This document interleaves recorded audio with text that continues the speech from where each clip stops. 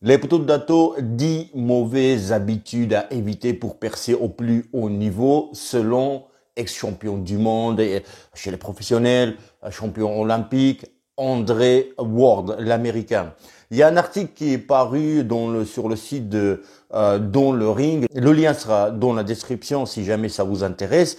Et donc, on va lire ces 10 habitudes à éviter pour réussir dans le sport au niveau. Et les Dato, je vais développer, je vais vous dire si je suis d'accord ou pas et puis développer.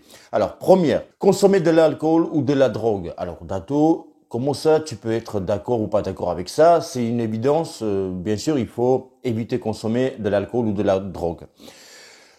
Éviter de prendre plus de 10 kilos entre chaque combat. Éviter s'entraîner uniquement lorsque le combat est prévu. Croire en ta propre destinée. Rien n'est acquis, il faut toujours travailler plus. Éviter aimer la fête et la soirée. Dato, mais comment tu peux être pas d'accord avec ça? Il faut éviter absolument les soirées si tu veux réussir dans le sport de haut niveau. Éviter croire que la personne ne peut te battre. Tout le monde peut se faire mettre KO. N'être entouré que des personnes qui t'encouragent et te disent que ce que tu veux entendre. La paresse, être paresseux, éviter la fierté, croire que tu n'as plus rien à apprendre. Et dixième et dernière habitude à éviter, c'est l'ingratitude. Croire que tu ne dois rien à personne. C'est parti.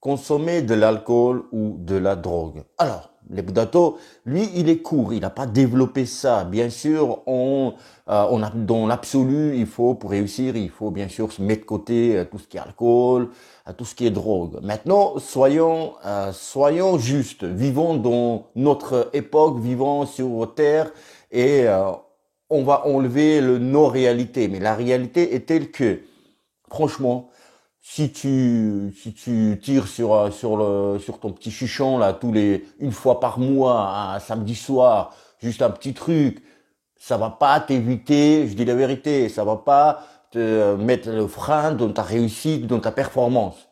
Par contre, tu peux être contrôlé positif au contrôle antidopage. Ça oui.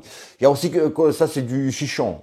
Je parle de drogue, je parle que entre guillemets drogue léger, je parle là. Après, bien sûr, éviter d'autres drogues, c'est absolument, bien sûr.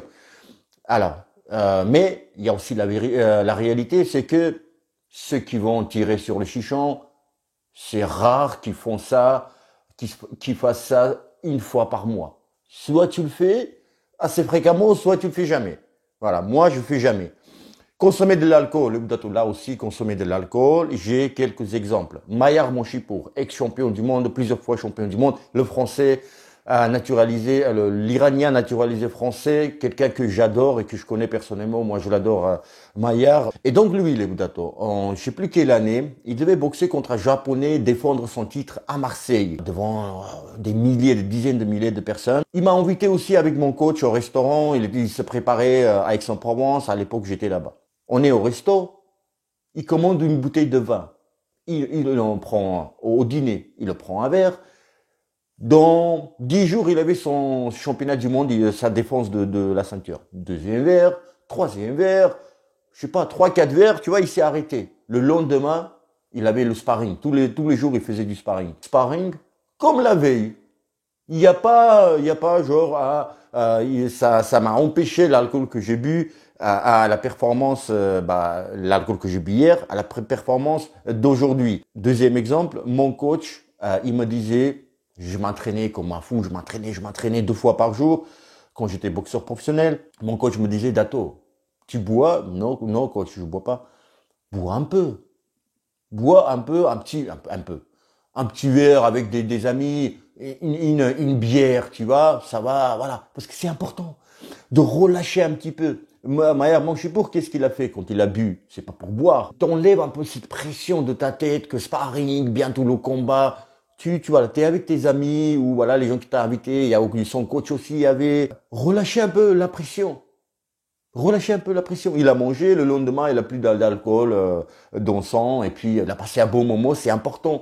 C'est important, les Boudato, parce que la pression est beaucoup dans la tête, et puis tu peux lâcher quand il y a une préparation, 2 entraînements difficiles, donc relâche un peu. Après, il y a aussi, est-ce que je bois une fois par mois avec des amis, ou tu vois, une fois toutes les 2 semaines, ou voire même une fois par semaine, quelques verres de vin. Prendre plus de 10 kilos entre chaque combat. Bien, alors, éviter de prendre plus de 10 kilos entre chaque combat. Alors, là, il est gentil. Comment ça, éviter de prendre plus de 10 kilos? C'est-à-dire que jusqu'à 10 kilos, ça va? Non. Il y a aussi autre chose, c'est que c'est un problème, justement. Ça pose énormément de problèmes. Là, je rejoins André Ward, c'est-à-dire que quand tu prends beaucoup de kilos, jusqu'à plus de 10 kilos ou 10 kilos, c'est déjà énorme. Il y a très bon exemple, c'est mon ami Karim Gerfi, qui a toujours lutté presque tout le temps dans sa carrière contre son poids. Déjà, entre les combats, il prenait beaucoup de kilos, jusqu'à plus de 10 kilos, jusqu'à 10 ou voire plus de kilos. Et peu de combats qu'il a perdu Karim, c'est entre autres à cause de cette épreuve de perdre des kilos, parce il prenait, comme je disais, beaucoup de kilos entre les combats. Et avant ton combat sur le ring, t'as le combat contre tes kilos. Ça éprouve, ça t'épuise, t'as plus de jus quand tu vas au combat. Donc je suis pas d'accord, plus de 10 kilos. C'est énorme, 10 kilos, c'est énorme. Déjà, entre les combats, allez, selon quelle catégorie tu fais aussi, c'est ça qui est important aussi, ça y joue aussi.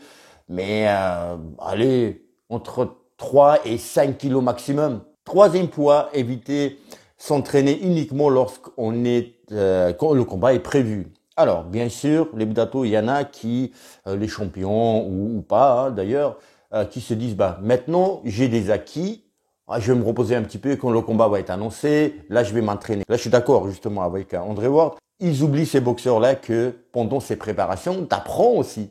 Tu ne fais pas que t'entraîner pour préparer le combat en disant là ce que je connais, je vais affûter, je vais me rappeler ce que je sais déjà faire et pour aller boxer. Non, il faut s'entraîner parce que tu vas apprendre, tu vas prendre plus de force, plus d'explosivité, fais de la muscu, tu vois, le cardio, fais de la boxe, tu vas apprendre énormément. Donc du coup, il y a beaucoup de boxeurs aussi qui négligent ces entraînements post-combat ou entre les combats. Quatrième point, éviter de croire que à ta propre destinée, rien n'est acquis, il faut toujours travailler plus. Alors, là, je suis d'accord bien sûr aussi avec lui. Quelque part, c'est ma destinée, elle est préécrite et j'ai du talent. Je voudrais rajouter ça aussi. J'ai du talent. Il faut pas que je travaille énormément. Il y a aussi les boxeurs, les Boudato que je connais, qui sont toujours en circuit, et je connais aussi, qui n'ont pas forcément énormément de talent. Il y en a beaucoup de boxeurs comme ça, dans tout sport, hein, mais là on parle de boxe. Mais c'est des gros bosseurs, énormément. Ils travaillent énormément, 2 fois, 3 fois plus que celui qui va se dire, je crois à ma destinée, tu vois, voilà. Je travaille pas énormément et ces boxeurs-là qui sont pas forcément talentueux, mais leur talent c'est dans le travail. Du coup, dans le ring, ils gagnent ces boxeurs-là. Éviter, aimer la fête et les soirées. Alors là aussi, est-ce qu'on en abuse ou pas? Et on revient au premier point où consommer de l'alcool. Bien sûr que ça te fait plaisir de cette petite sortie. Là aussi, ce qui est important, avec qui tu sors. Tu vas où est-ce que tu vas aller, avec qui tu sors? Est-ce que c'est les amis que tu connais depuis longtemps ou est-ce que c'est des gens qui vont te profiter de ta notoriété, de ton nom, tu vois, pour se la péter un petit peu. Je le connais, c'est un boxeur pro et du coup ils te font faire n'importe quoi. Et reste avec nous, reste. Il est 4 heures du mat, 5 heures du mat. T'es épuisé pour aller t'entraîner le lendemain. Le lendemain, quand tu t'entraînes, c'est pour enlever cette alcool si t'as consommé à la fête et tout. C'est pour enlever ça. Du coup, cet entraînement du lendemain et sert vraiment juste pour enlever l'alcool que t'as consommé la veille. Tu vois, parce que quand il dit éviter aimer faire la fête et les soirées, c'est, je pense, à l'alcool aussi. Mais il faut être mesuré et voilà, il faut avec qui ou comme je disais, je suis pas d'accord avec lui, avec André. Tu peux pas être robot. Un être humain n'est pas fait pour robot, pour travailler sur le champ, travailler. Même à l'époque, autrefois, il y avait les gens, ils s'amusaient parce que tu décompresses un petit peu. C'est comme une récompense quelque part pour toi, donc c'est important. Sixième point, éviter à croire que personne ne peut te battre. Tout le monde peut se faire mettre KO. Là aussi, bien sûr, là, je suis d'accord à 1 milliard de % avec André. Mais t'es qui toi pour te dire personne peut me mettre KO, t'es qui? Donc du coup, si tu dis ça, on repart au poids 4, croire à sa propre destinée, rien, tu vois, genre je vais pas assez travailler, du coup, tu vois. Non, il faut toujours travailler, c'est ça. Là, ce qu'il dit André, il a dit pour réussir, tu vois, les habitudes à éviter pour réussir au plus haut niveau. Donc, soit tu aimes faire la fête, tu fais que ça, alcool, drogue, t'es paresseux, t'es machin, tu vois. Soit tu bosses et sans, bien sûr, tu te donnes quelques plaisirs aussi de temps à autre. Tu vois, tu bois un verre, tu sors quelque part. Voilà, pour moi, mais il faut mesurer. Attention, pas abuser du tout. Septième point, n'être entouré que des personnes qui t'encouragent et te disent ce que tu veux entendre. Là, c'est aussi primordial. Là aussi, les Budato, on voit ça, on n'en parle pas beaucoup. Là, quand on dit ça, on a tout de suite dans la tête l'entourage. L'entourage qui va te dire, oui, vas-y, t'es beau, t'es bon, t'es plus fort que les autres. Il y a aussi les entraîneurs. Il y a aussi les entraîneurs, surtout quand le boxeur, il est déjà champion. Et là, on va lui cirer les pompes. Tu vas, voilà, t'as plus rien à travailler. Tout ce que tu fais, c'est bien. C'est limite le boxeur lui-même qui dit à l'entraîneur ce qu'il faut faire. Tu vois, c'est bien parce que c'est un échange entre boxeur et entraîneur. Moi aussi, je disais quand j'avais un combat prévu, je voyais mon adversaire et je parlais avec mon coach. Coach, je crois que ce poids-là, ce coup-là, il faut qu'on travaille davantage. Ah oui, Dato, ouais, dada. Tu vois, c'est une discussion, mais c'est pas moi qui.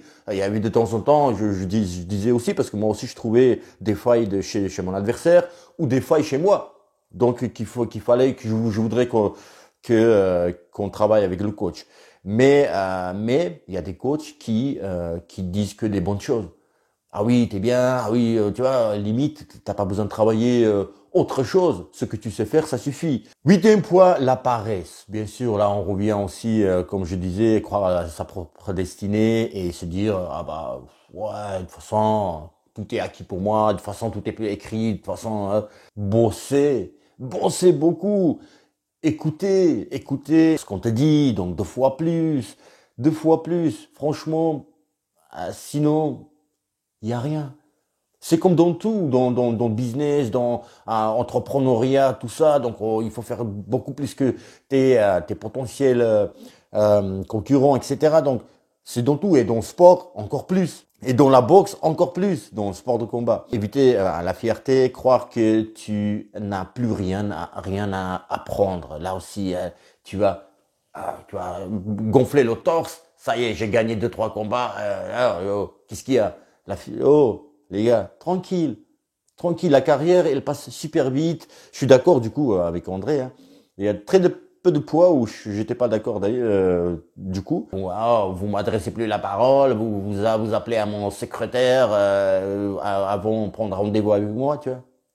Calmos Ramos, tu vois. Même quand t'es champion, la fierté, mets de côté. Crois que tu n'arrives plus rien à apprendre. T'as toujours à apprendre. Apprends, mec.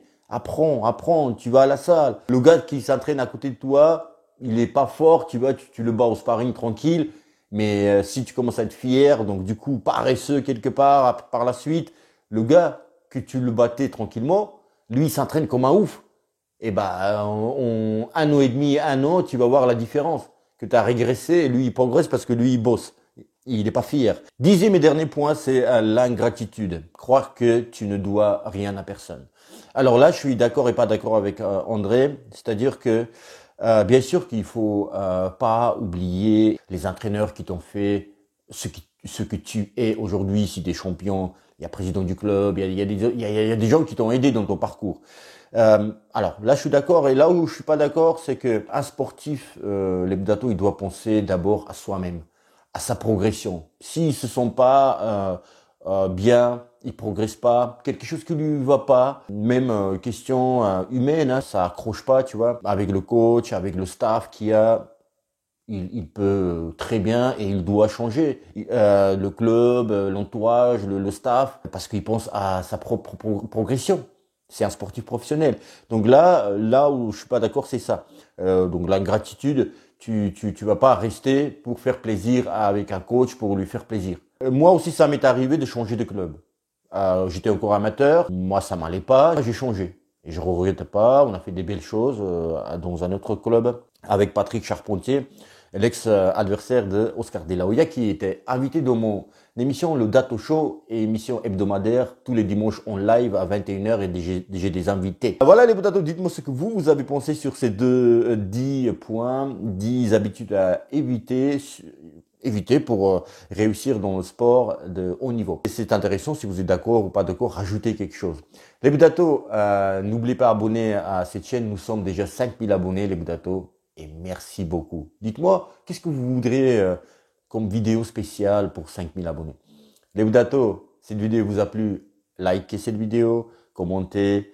Voilà quoi. Les Budato, je vous dis à bientôt. Oh, très très bientôt. Et bim, dans la gueule de... Je suis paresseux, pour rien à apprendre et je bois de l'alcool et de la du chichon là. Cette fois-ci, c'était long, hein.